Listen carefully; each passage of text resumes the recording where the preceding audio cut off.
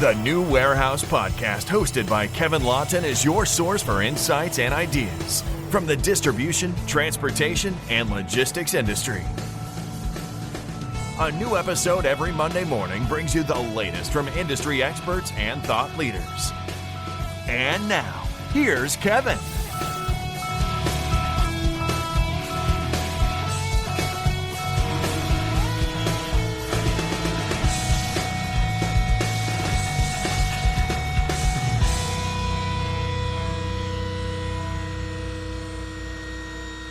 Hey, it's Kevin Lawton with the New Warehouse Podcast, bringing you a new episode today. And on today's episode, we're going to have a special discussion. We are going to have one of the authors from the book Proximity, which I have right here, and we'll also be giving away a copy of that book too. So make sure you stay tuned to our social channels for that. I'm going to be joined by Rob Wolcott, and I'm also going to be joined by Tom Bianculli. Rob is co-founder and chair of Twin Global, as well as an author of this book that we're going to talk about today. And Tom is the CTO over at Zebra Technologies, Zebra, who we've had on the podcast multiple times in the past, and who is pretty ubiquitous, I will say, within the supply chain. So we're going to hear a little bit about the concept of proximity. We're going to talk about the book and some of the ideas that are written in the book and what's happening within the business world, particularly on the supply chain side. And we're going to hear about how some of the technology from the warehouse side, fulfillment side, is being applied to the concept of proximity, and Tom's going to help us out with that a little bit. So Rob and Tom, welcome to the show. How are you both today? Great to be here, Kevin. Great to be here, and thanks for having us, Kevin.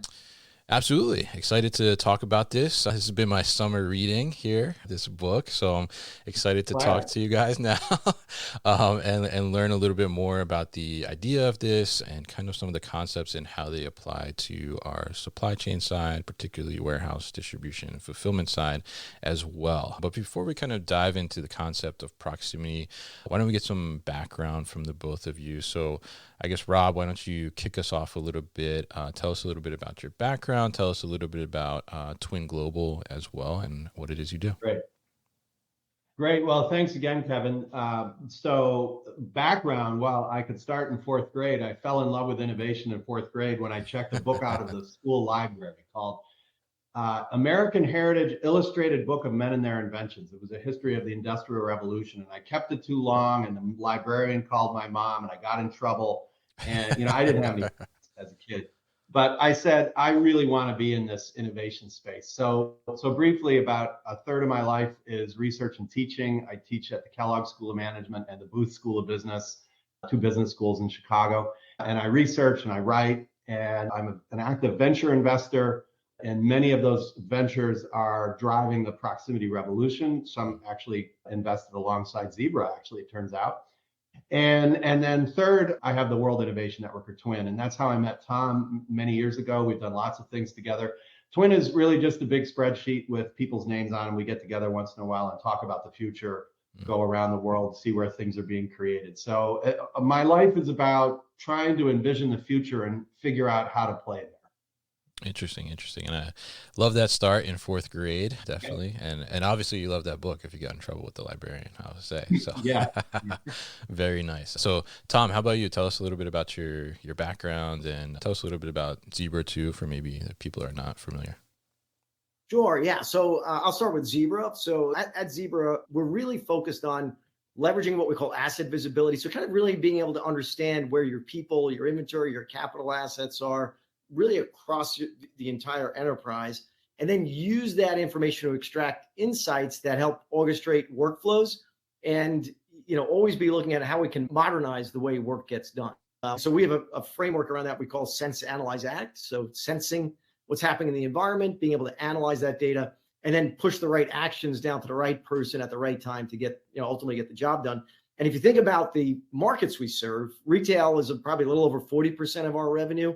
And think about e-com fulfillment, buy online, pick up in store, ship from store, all the reverse logistics that happen in e-commerce. And of course, Kevin, every one of these vertical markets, whether it's retail, transportation, logistics, manufacturing, or healthcare, which are our biggest four verticals, every one of them has a warehouse. So, we think about warehouse as an environment, not so much as a vertical, but within that environment, there's a lot of dynamics and a lot of pressure to really be able to move more and more goods faster and faster through the same volumetric space, and do that in a world in which we're going from batch ordering and shipping to increasingly going to eaches, which really is going to play in proximity when Rob describes that. I think they'll connect the dots on some of those things. As far as myself goes, so like you mentioned, I'm Chief Technology Officer at Zebra. I've always had, probably since the same time frame as Rob, kind of like fourth grade, sort of, this real, I couldn't necessarily explain why, but this real desire to look at the intersection between the physical world and the digital world. And one of the things that attracted me to the industry and starting out at Symbol Technologies, the founder, I'm based on Long Island in New York, and the founder at Symbol was also a university professor in laser physics, which is a whole other story, but it certainly led to us being focused on the barcode. But he had a mantra, which is, hey, we're really focused on converting atoms to bits, ATOMS, atoms, to bits. And that was long before terms like IoT were on the scene, long before people were talking about the physical and digital intersecting each other. And that idea of, converting the physical world to the digital world to help people make better decisions, enable us as a species to be more connected together. And, a lot of the fabric we know today around the way we interact with media, the way we communicate socially, is really at the heart of converting the physical to digital. So that's always been of interest. And it just always seems over the years and over the decades to increase with relevancy, and maybe culminating in the pinnacle with, what Rob's been driving in terms of proximity. So we'll unpack that a bit.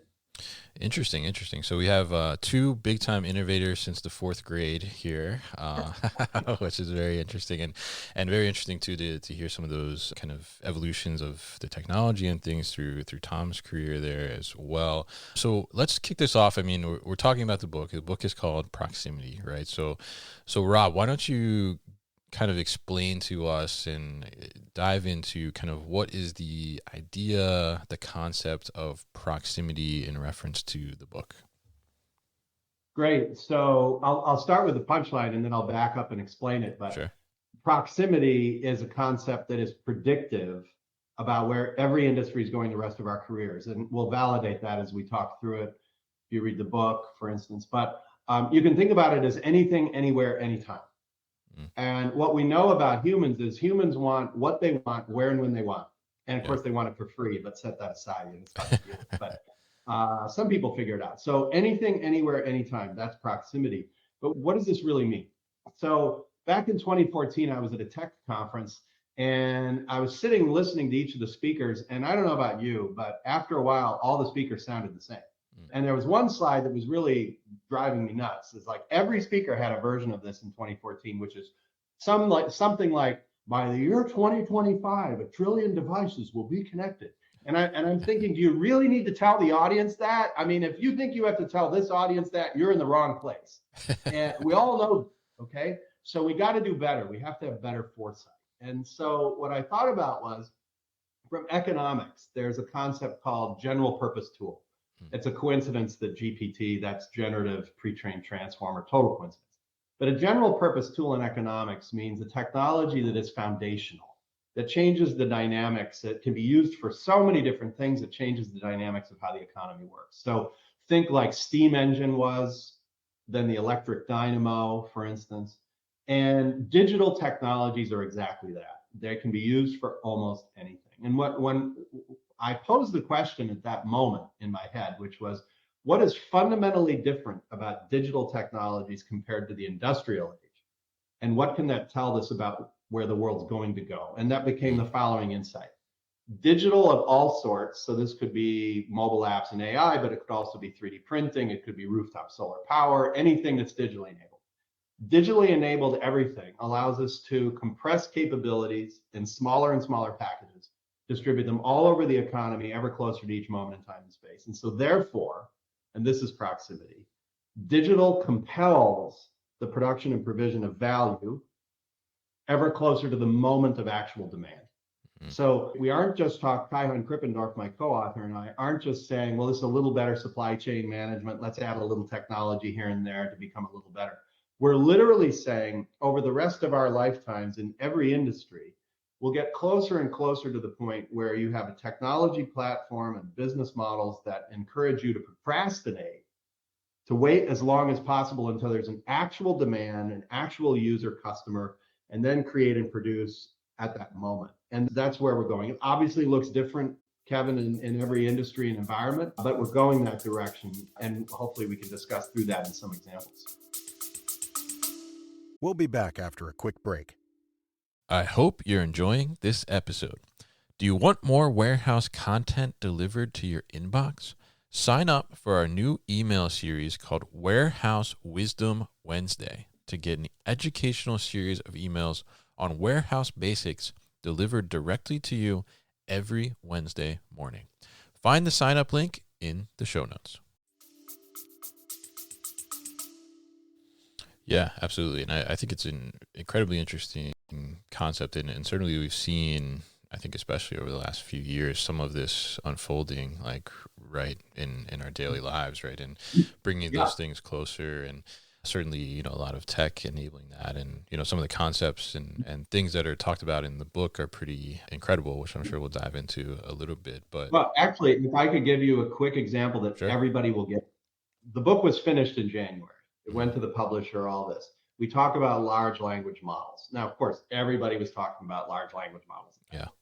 But we also talk about the research going on at the edges for small language models. And what are those? Well, that's, you take the big language model and you cram it into a smaller package. So what can you do? You can distribute it around all over the place.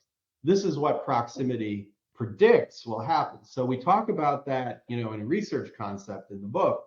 And what happened in April? Apple announces they're going to be rolling out efficient language models on all their mobile devices by the end of the year. That's exactly what proximity will predict will happen. And by the way, Kevin and Tom, you know what the difference is between an efficient language model and a small language model? I'm not sure. There's no difference. It's just Apple wants their own names for stuff. So they came up with it. Gotcha. Yeah. They're also tagging on to the AI there, right? Apple Intelligence, I think is what they're calling it. Yeah.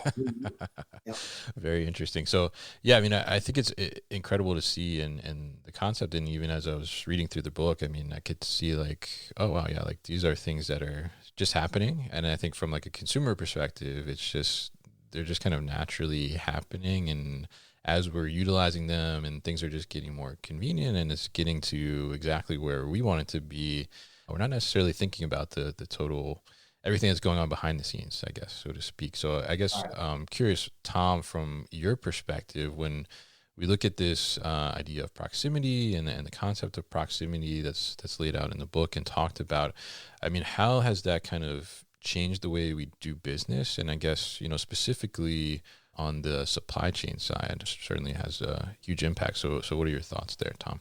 Yeah, sure. Actually, just picking up a little bit on what Rob was talking about too with regard to large language model, and without mentioning specific customer, but we have a number of customers that are thinking about, and Rob and I haven't spoken about this yet, but what they're calling the far edge. So if you think about, if I take a retail store, you might think I have compute in the cloud, I have compute on-prem, and the far edge is that efficient or small language model that's actually kind of literally running down on the device that might be in our hand, you know, in the worker's hand. And we did an announcement actually a couple of months ago with Qualcomm and Google around doing exactly that. So optimizing these models to be able to run down on device so that the processing is being pushed as close to where the answer needs to be created and the data is being consumed, which you know, very much summons the word in your mind of proximity, right? The actual processing is actually proximal to where the work is getting done. So yeah, that's something that we're seeing and building off that example of Rob's. The other thing that I would just say from the overall framework and the proximity concept, one of the things we do pretty frequently with customers, and it depends on, you know, the way the customer is thinking, but if they're thinking about, if they're in the mode of thinking about, hey, what does transformation look like? Where should I be going 5 years from now? We've found this very powerful as a tool internally and also with customers, is to take what you think are fundamental truths about that future, okay, and just take it to the limit. And if you took them to the limit, what would you start doing and start thinking? And you're probably going to start doing and thinking of things that are significantly more transformative than they are evolutionary, right? Like I might say, well, how can I make myself 10% better or reduce my labor costs by 5% if I sort of look forward? But if I start with 5 years and an unconstrained, take it to the limit around truths, how does that back up? So as an example would be, what are truths? Truths are people are going to want more choice delivered faster and in a more personalized way. Like we're not going to ever wake up a few years from now and, we're going to say, gee, I wish I had something delivered slower to me and I had fewer options and it cost more, to get it, right? None of those are going to be true. It's always going to be in the other direction. So when you kind of start that exercise with customers, you very much get into, well, what are the blind spots? And now I'm kind of getting to the heart of your question. What are the limiting factors? What's preventing me from being able to operate that way?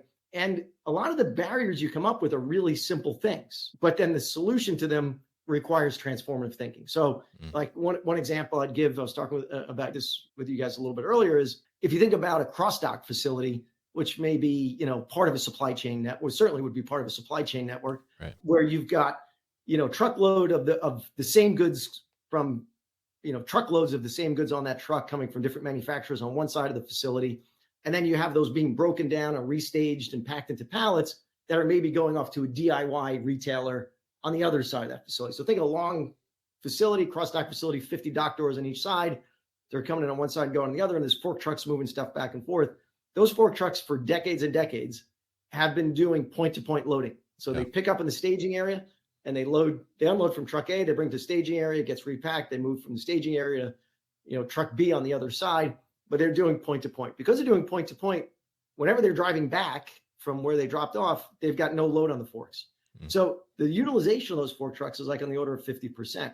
Well, in a world where those goods need to be delivered faster and faster because of the way orders are coming in, long tail of the number of things being ordered, the service level agreements that cross-dock facility has with their suppliers, they need to deliver, and this is like the challenge they have in, hey, we need to turn around in 4 hours instead of 8 hours. We need to turn around in 8 hours instead of 12 hours. And that just keeps getting shorter and shorter, getting closer to the proximity concept and the limit. Right. And so the challenge we've gotten from customers in this example is, how do we get that fork truck utilization to 90%?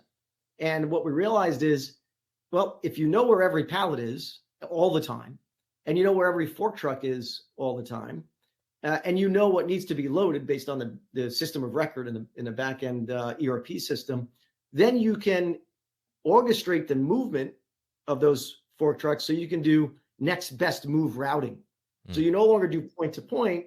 You in fact don't even care what dock door you're loading to. You're just always making the next move that optimizes the route to move things faster through that supply chain. And we've taken in some of these examples that utilization up to north of 80%. So that would be an example where, really transformative thinking, right? I'm going to try to drive the fork truck faster, or I'm going to try to put more fork trucks in and they're all going to start playing bumper cars. Yeah. But let me instrument my environment that gives me more information, and then it helps me to orchestrate in real time, knowing I'm never going to regret that investment. Because if I can move faster, then I'm going to get closer to that truth that's going to be the reality 5 years from now, and I'll stay ahead of my competitors. So, yeah, Tom, I could just add to that briefly, not only faster, but smarter. Yeah. And that's a really exciting example to me. As you know, my PhD was in industrial engineering, so optimizing stuff. And if you think about a warehouse is like a microcosm of the whole planet and future in space. But the whole planet, like if you can know everything about where everything is and where everything needs to go and where the opportunities and capabilities are, then you can highly optimize the performance of that space. Imagine if you take that to the industry level, the value chain level, the industry level, the ecosystem level, the global level. That's over the long term where we're going. And the warehouse is a fantastic laboratory and microcosm of optimizing in a controlled environment. So it's really exciting, some of the stuff you guys are doing. Yeah, absolutely. And I think that's an incredible example there, Tom, because, you think about, maybe some of these concepts may seem complex in a sense, right? But you take something that's simple, right, in concept, right, as cross-dock, like you said, take pallet from point A to point B and then point C on the other side of the building, right?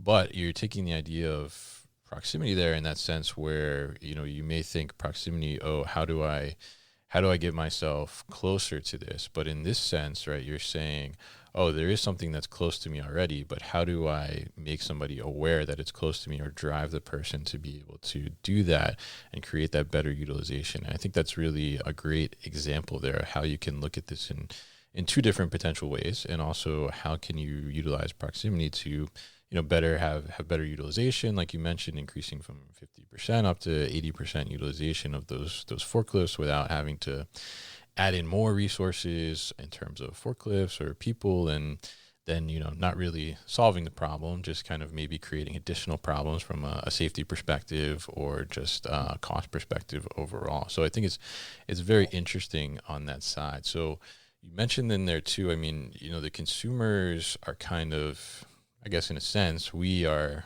the ones at the end of the day that's kind of driving this, right? Our expectations are getting higher, and then some company is able to meet those expectations, and then we get used to that, and then we want more, right? And that's just kind of the human nature overall. So I'm curious, I mean, in the general sense, obviously we're involved in this, right? We're involved in the warehousing side and the supply chain side and the understanding of proximity here. And does the consumer, as they demand more convenience, as they look for things to be more accessible, have more options, as you said earlier, Rob, does the consumer kind of realize the impact or things that are going on behind the scenes to kind of drive this, or how they're kind of shifting the landscape of the way business is really changing or transforming? I'll tackle that. It's a great question. I think for most consumers, no. They don't know what, and honestly don't care that much in most cases about what's going on behind the scenes, for good or for bad. But something I always tell my students at Booth and Kellogg and people I'm working with, your customers don't care about your constraints. And what do we do at the office all the time? And we do this at the universities, of course. We sit around saying why we can't do stuff. Well, here we can't do it because of that. We can't do it because of that. Yeah. Your customers don't care. And when somebody else can figure it out, then it becomes an expectation. So two quick examples. A decade ago, I don't know if either of you can remember a decade ago, but a decade ago, if you got that thing you ordered in like 3 days, you thought, oh, that's pretty good. Yeah. Today, if you're 3 days and it hasn't arrived, you're online trying to figure out what the heck happened to your package. Yeah. And so the expectations have gone up largely because of, you mentioned Amazon. They've been at this since day one. They've been doing driving proximity. They didn't call it that, but that's been their watchword. And the quick example there that I love is when Amazon started experimenting with drone delivery back in 2013. Most people thought it was a joke, or they thought we were doing it for fun. I don't know if you remember, there were these like late night talk shows were making jokes about drone delivery. Well, Amazon didn't think it was funny. And as you might note, they just got approval from the government to do drone delivery in certain corridors here in the US. So it's going to become real. It's already real in other countries, and it's driving everything ever closer to that moment of demand. And once that happens, then everybody else has to figure out how to catch up. So the best thing to do is to say, take the truths to the limit, as Tom said, and start to really think that through now and start to experiment and try stuff so you can stay in the game, maybe even ahead of the game if you're really good. Yeah, and Tom, I'm curious your thoughts on that too as well, because you're essentially at the in the seat to be able to enable some of these companies to do some of these things. So what are your thoughts there? Yeah, I think Rob answered the question relative to the way the consumer views it. Maybe what I could add around that is two things. One is we don't just see this in a B2C context. So if you think about the largest privately held medical distributor in the country, they are saying, hey, from orders from hospitals for medical supplies are coming in smaller and smaller increments that need to be delivered in shorter and shorter time. And when I first heard this, I was like, that you wouldn't think, right? Like, well, it's not clearly the consumer demand that's driving the medical supply ordering to that particular hospital. But when you start to unpack, okay, how are insurance companies compensating the hospital? How much of the inventory is actually on consignment? Many people might be surprised to know that, okay, 50% of the inventory that's being held at that hospital actually hasn't been paid for yet. to the company that's provided that inventory. And so when you kind of put those economics together with another concept, which was the other point I was going to make, which is this concept of liquid expectations. And the idea behind liquid expectations is I may have an experience in one domain or area that's completely unrelated to the other, but now because I have that experience there, I expect to be able to have it somewhere else. So the example would be the Apple Genius Bar and healthcare would be like the two opposite ends of the spectrum. Yeah. I walk into the Apple Genius Bar, they know why I'm there, they know what needs to be fixed. They greet me when I get to the door, and I walk into a healthcare, maybe for a doctor's visit. They don't know why I'm there. They hand me a clipboard with a pile of paper, and the whole thing's a mystery. Like I just fell out of the sky into that building, and so that's a liquid expectation. You wonder why can't I have? And I think that is starting to revolutionize healthcare. That liquid expectation, but that same thing is carrying over into these other areas as well, like the B2B example I gave. And so hospitals are like, well, this is my experience from a consumer perspective. I'm looking what Amazon's doing, as Rob was saying. Why can't that happen in a medical B2B context? So, that's the other thing maybe to think about is the forces are coming out of, from a lot of different angles, which further reduces this, kind of the regret notion, meaning, so you invest early. There's a lot worse things you can do, right? You invest early in the right thing. That is only putting you paces ahead of your competitors. Well, actually, to build on that, Tom, if you do it right in the early stages, they should be small experiments. What we say is do not manage in the early stages, do not manage the rate of failure, manage the cost of learning. So the problem is when you see a really new idea, the likelihood is that it's going to change the world in the future. The likelihood is it's going to look totally stupid at the beginning. Totally stupid. And there's lots of evidence of this. So we edit all those out. The problem is we can't try all those things because then we're out of business. So what do? You manage the cost of learning.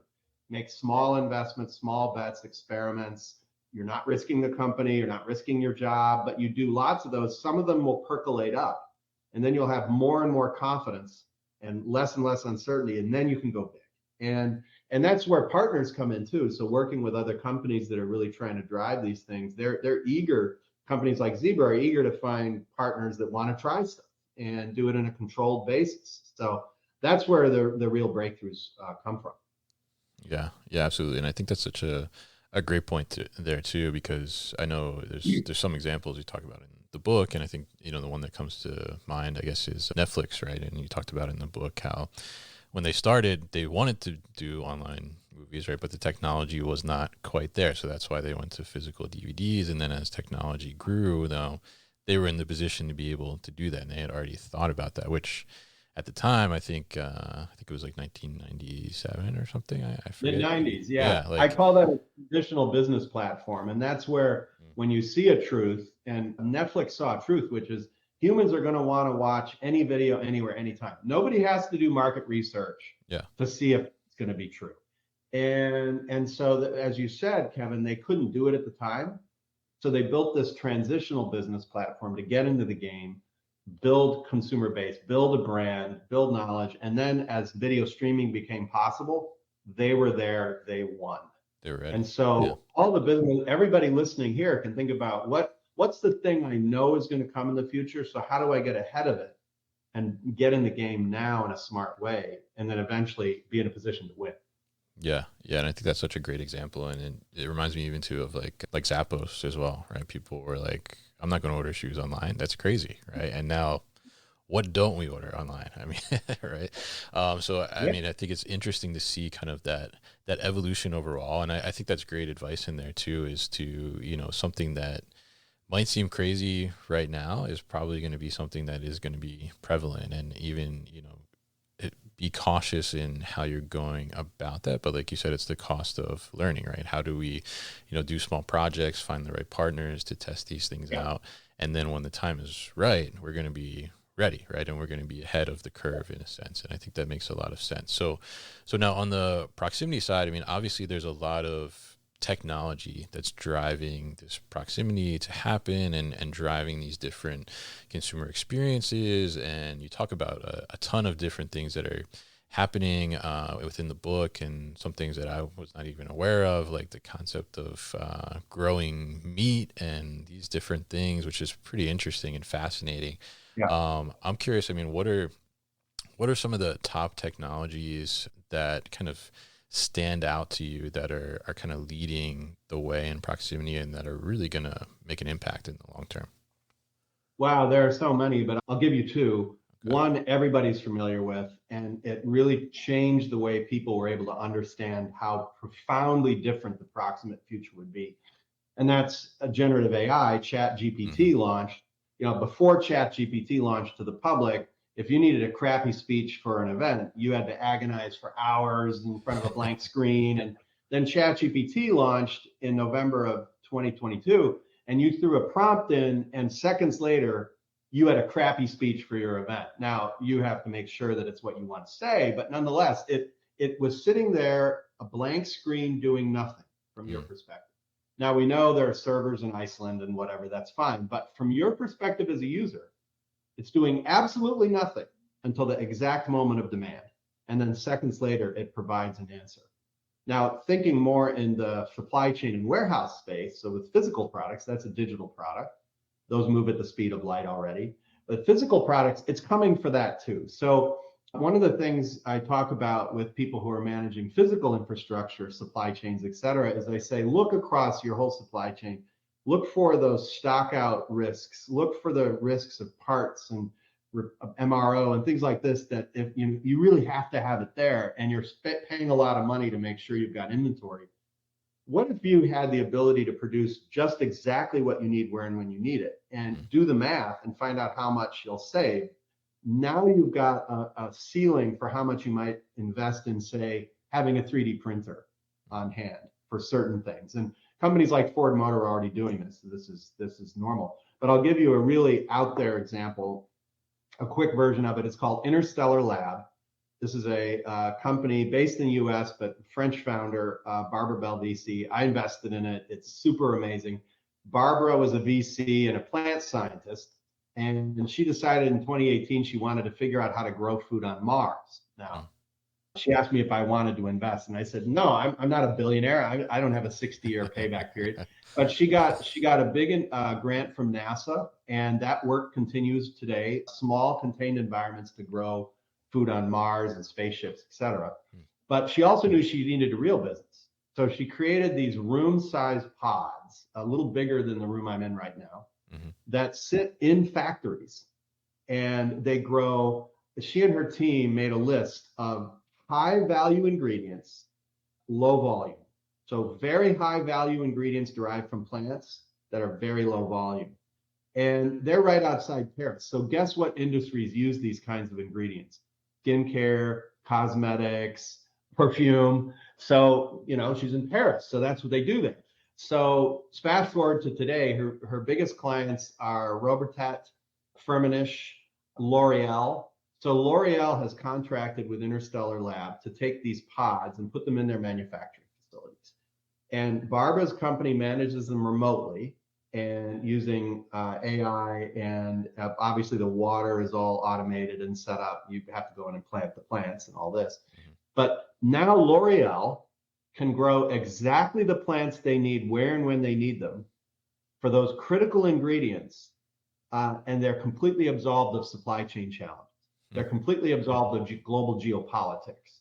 They're not worried about what's happening in the Red Sea because they get that exact ingredient grown within their plant where and when they need it. And by the way, the yields on these plants in Interstellar's pods are 1,000, 2,000, in some cases 3,000% higher than in the wild. So when L'Oreal was doing the math, they said for these specific ingredients grown in Indonesia, grown in India, grown in complicated environments, we've got to get all the way to our plants distributed around Europe, US, et cetera.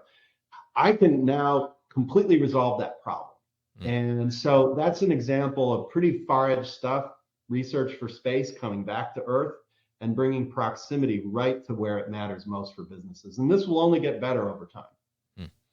Interesting. And I think that's fascinating too. And I think, the idea of whether it's, a pod like this system to bring ingredients very close to where the production is actually happening, or doing some type of 3D printing. I think that, from a supply chain perspective, that certainly kind of, I guess, disrupts what we would expect from the typical supply chain, right? And how we would procure these items and then, obviously wait for them for transportation and all these things when it's already there. So I'm curious, from your perspective, Tom, as we look at these types of technologies and, essentially if we're able to produce some of these things where the production is happening or where the distribution or fulfillment point is going to happen, what does that kind of mean? And what does that, I guess, maybe what does the future warehouse distribution or fulfillment center kind of look like with this type of setup?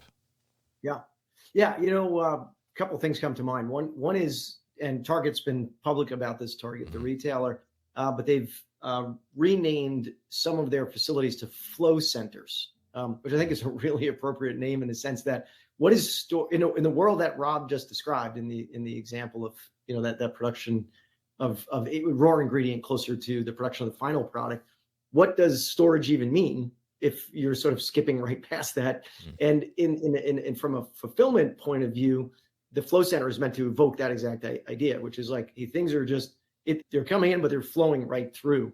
And what that has started to translate for us in working with some of our other technology partners, like some of the big enterprise resource planning providers, as well as some of our larger customers, is this idea of, do I get to the future that Rob's describing, which we've kind of identified as a truth, so to speak, right? By trying to run faster on the existing treadmill, what would be the existing treadmill from a supply chain operations perspective? It would be, well, I put together a plan and then I execute on that plan over a certain period of time.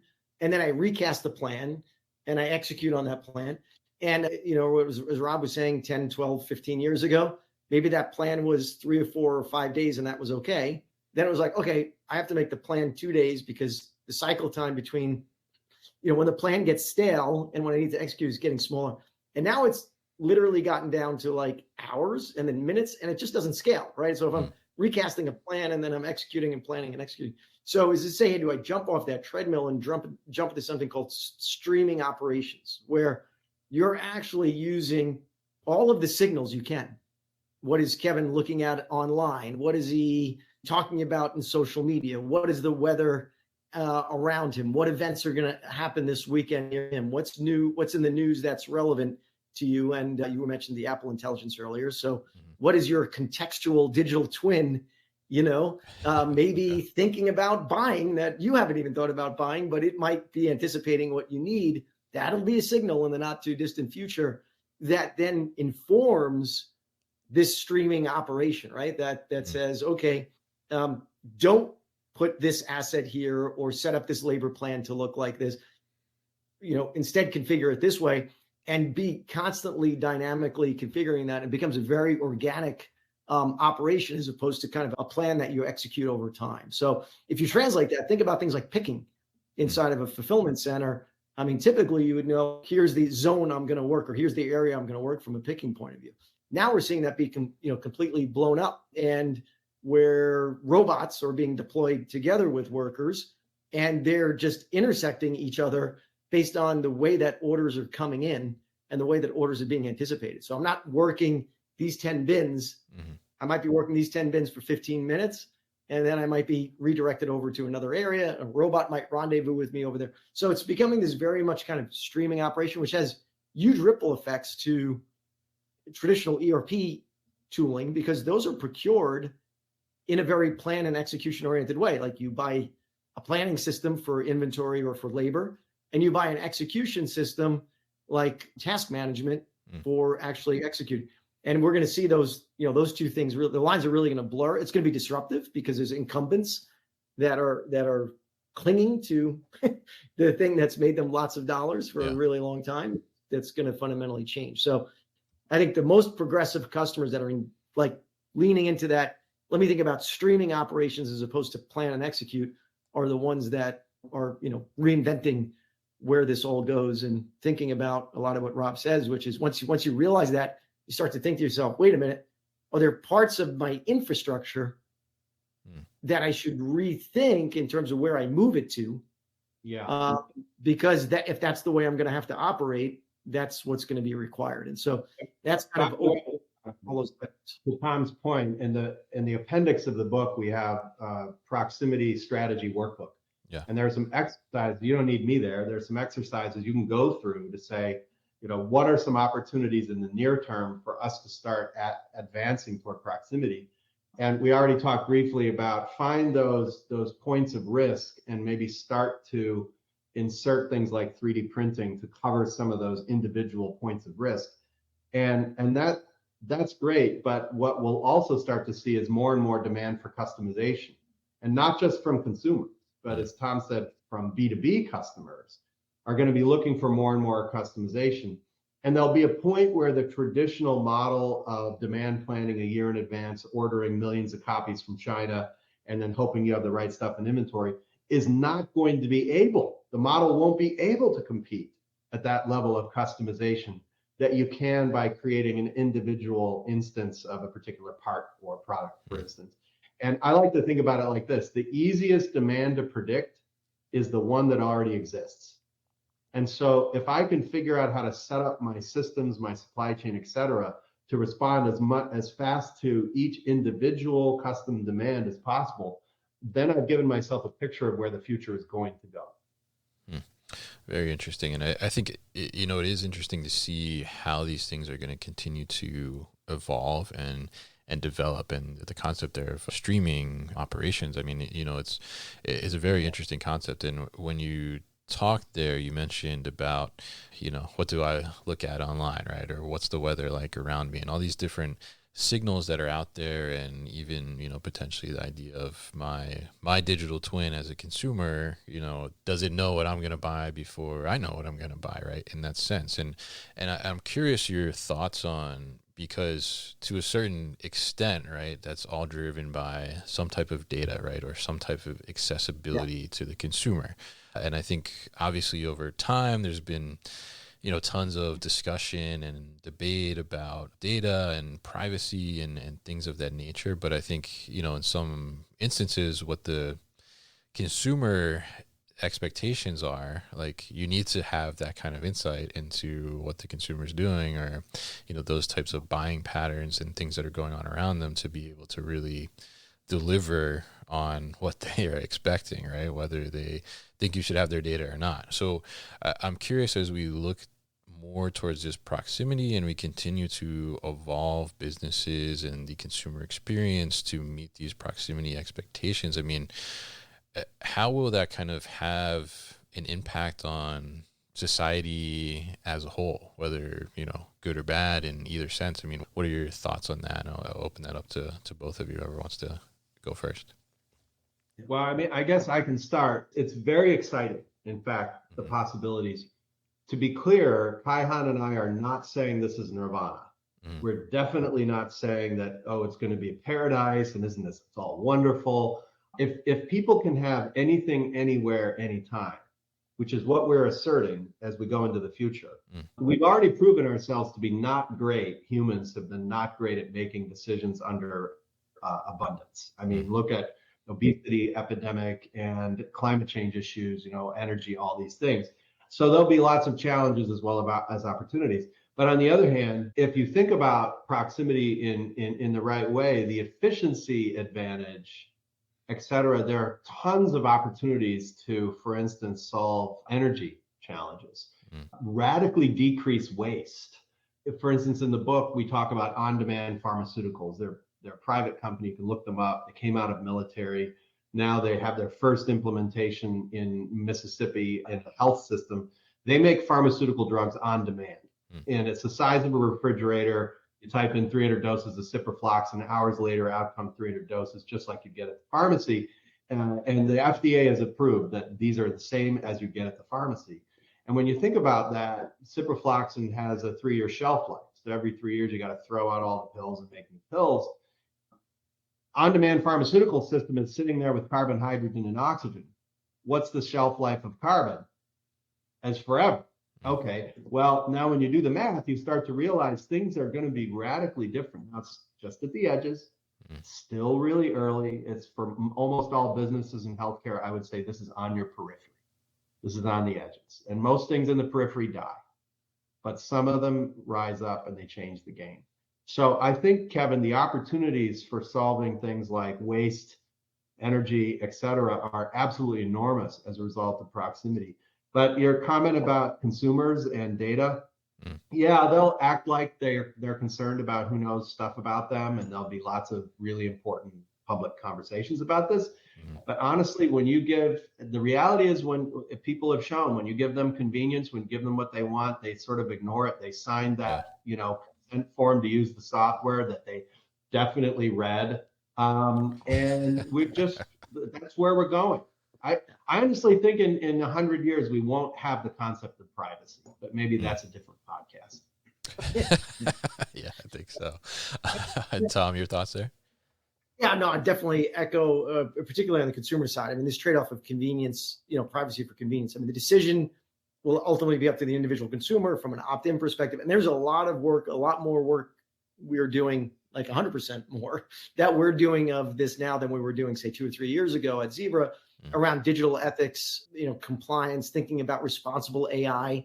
What do those things mean, both from a legislative perspective, a compliance point of view, an ethical point of view. So I think that's going to be much more in the mix from a conversation perspective.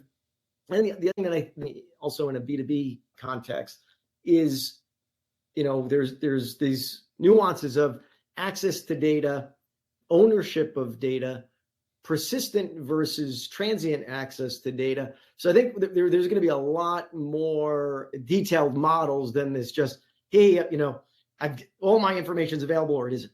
And I think that, this idea, I mean, I could use it in a business example where we have, 3D cameras at, thousands and thousands of dock doors across the United States. And they're being used by a public carrier to optimize the volumetric load efficiency of that vehicle. So how do I have, this is to Rob's point of, from a social governance, environmental perspective, air in the truck, and I've got more product on the truck than the amount of, carbon footprint I'm deploying in order to move that truck is, amortized over many more packages in the vehicle if I can drive up the volumetric efficiency. And, one of the original thesis by a lot of people was, hey, there's no way we're going to have access to all of that camera data and 3D data of every truck as it's being loaded. And the reality was, well, what are we able to return from an investment point of view in terms of fewer trucks on the road, a lower environmental footprint, better operational efficiency. And oh, by the way, guess what? We actually don't have ownership of the data at all. We've set up a situation where we have access to the data. That access to the data allows us to derive insights. And what we actually have, call it ownership of, is derivative metadata off the original data. And that's the thing, that's the currency that allows us to, make a business out of that particular offering. So I do think that there's going to be kind of a lot more, nuance around this. And how are we doing things for people instead of things to people is what I'm always asking. Does that make sense? Meaning, what are we doing for the world as opposed to the world? So it's not, I'm not using someone's data or an enterprise's data to do something to them. I'm using it to do something for them. And that is one other point I'll just make, is an extraordinarily important area to consider in terms of change management, which I think is often underestimated. I mean, even if they're shooting for rooftops instead of moonshots, like Rob was saying, these iterative experiments, you're still asking people to do things differently. And if you can articulate, hey, this is why you'll be more empowered. This is why you'll have better job satisfaction. This is why you'll be able to excel at what you do, or be able to do more meaningful things instead of dull, dangerous kinds of things. That's an important part of being able to pull people along. So yeah, I like to take the, how are we using all this to do things for the world and for people? And the fact that the data is being exposed is, I don't know, it's a necessity in order to get to the outcome. I love that example, Tom. I had never heard about the dock door cameras and using the metadata. That's absolutely brilliant. And an analog of that would be police body cams, security body cams. I mean, that's enormously valuable data. It could be politically charged data. It could be privacy issues, compliance, legal. But you know what? There's so much value there. How can we make it safe, compliant, respectful of laws, ethics, etc. But all the value that can come from that. And I've been following public company Axon for some time. They innovated the taser and body cam. Now they're using generative AI to allow officers to use the body cam data to automatically fill in police reports. Now, the officer has to go back and correct it and make sure it's what they want to say. But talk about an increase in productivity to allow that officer to be out doing he or she signed up to do to keep the public safe. So, and now, by the way, they bought a drone company. So now they're getting into drones. So Axon is an example of driving proximity in a very different space. But there are things I bet that we could learn in the supply chain logistics space from what Axon and the security forces are doing with things like body cams and generative AI and drones and that kind of thing. So I always look for analogs and how they might give us ideas for our own environment. Very interesting. Yeah. And I think, it's an interesting thing about the body cams and generating that AI generated police report, because I know there's some companies out there in the warehouse space where they're utilizing camera technology and computer vision on forklifts, for example, to be able to capture what's happening when there's a safety incident in that sense. But I'm sure you could take it to the next level with that type of technology too, to generate an AI safety report. And I've had to generate safety reports myself in my career, and it's painful. Kevin, generate a safety report before there's an incident. Yeah. So there's like a prevention running report. in the watching stuff and saying, "Hey, Kevin, there might be a problem over there in zone 2. Mm-hmm. Let's fix it." I mean, there all those opportunities are already out there, right, waiting to be had. Yeah, absolutely. And I think super interesting conversation with both of you here today, and really fascinating, this idea of proximity, and great book to highlight some of the things that are happening and that have already happened and how that's continued to evolve over time. So great job on the book, Rob, and really appreciate it. Tom has his copy there too, as you can see. I have my copy right here as well. You got to keep this book close to you, in close proximity, I would say. Right. And I want to thank not only you, Kevin, but also Tom and Zebra. Not even just the launch of the book. Zebra was very helpful with that, but also thinking through some of the ideas and the concepts. We've had a number of conversations over the years. So a big thanks to Zebra as well. Absolutely. Thanks. You're up too. Stretching the thinking is always fun. All Great. right. And so, Rob, I guess if people are interested in getting the book or getting in touch with you, maybe what's the best way to do that? Yeah, so books available everywhere fine books are sold. Amazon, anywhere you want.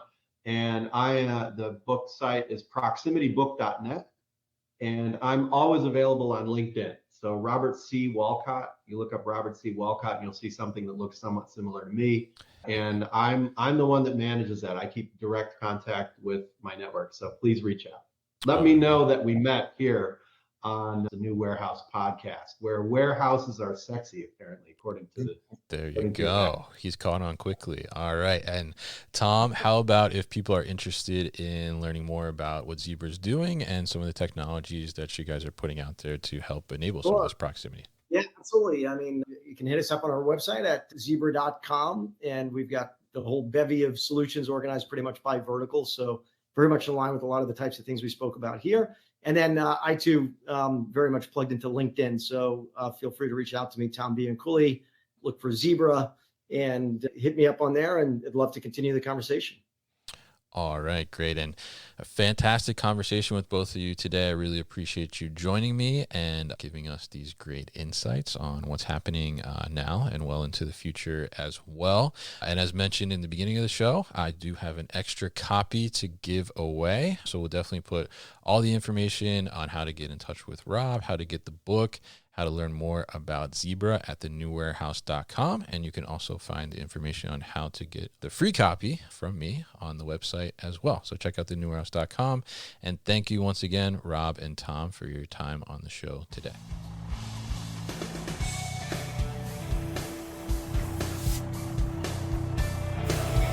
You've been listening to the New Warehouse Podcast with Kevin Lawton.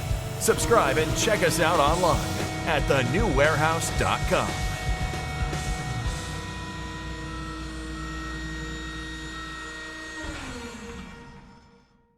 Enjoyed this episode?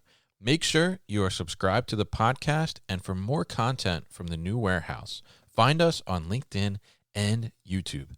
Links to subscribe can be found in the show notes, and for everything The New Warehouse, head to thenewwarehouse.com.